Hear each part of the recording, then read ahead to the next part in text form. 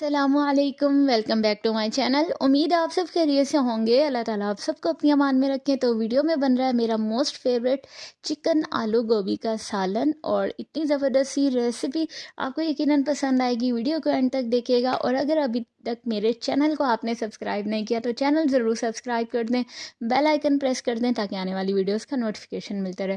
بسم اللہ الرحمن الرحیم۔ ریسیپی شروع کرتے ہیں۔ میں نے کچھ سبزیاں لے لی ہیں جن میں گوبھی ہے، آلو ہیں، ٹماٹر ہیں، اور اس کے ساتھ ساتھ چکن بھی لیا۔ اب پین میں نے تقریباً 2 کپ آئل ڈالا ہے، اور اس میں 1 ٹیبل سپون بھر کے میں نے لہسن ادرک کا پیسٹ ڈال دیا، اور اسے بہت اچھی طرح سے فرائی کرنا ہے۔ آلو گوبھی میں پیاز نہیں ڈال رہی، صرف لہسن اور ادرک کا پیسٹ ڈالا ہے، ٹھیک ہے۔ اب اس کے بعد میں نے اس میں صرف گول والی مرچیں ڈال دی ہیں، اور انہیں تھوڑا فرائی ہوتے ہی میں نے مسالے ڈالے ہیں۔ 2 ٹی سپون تقریباً نمک، اگر نمک کم لگے تو آپ اپنے ٹیسٹ کے اکارڈنگ یوز کریں۔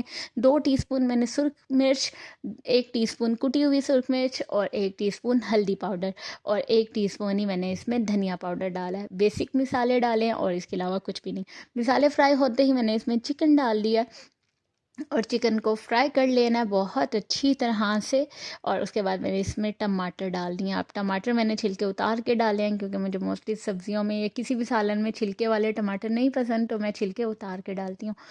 تو اب ان دونوں چیزوں کو بہت اچھی طرح سے فرائی کر لینا ہے۔ ٹماٹر اچھے سے گل چکے ہیں، اب ڈال دیے میں نے اس میں آلو اور چکن کو اگین آپ نے فرائی کر لینا ہے تھوڑا، اور اس کے بعد اس میں ڈال دیں گے ہماری اس ریسیپی کی جان مین چیز، جو کہ ہے گوبھی۔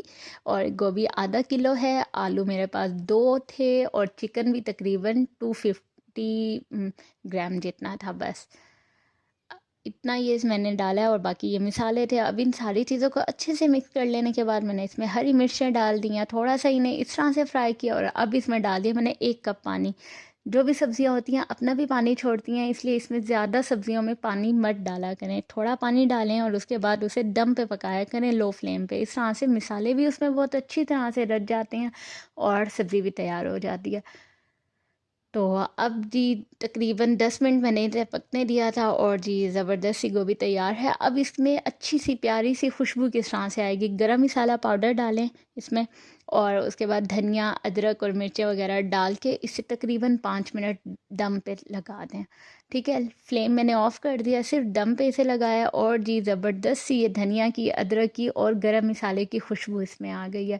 تو زبردست سی یہ چکن آلو گوبھی کا سالن تیار ہو گیا ہے، جس کی اتنی زبردست اس ٹائم خوشبو آ رہی ہے۔ آپ بھی اس طرح سے بنائیں گے، آپ کی بھی یقیناً اسی طرح سے بنے گی۔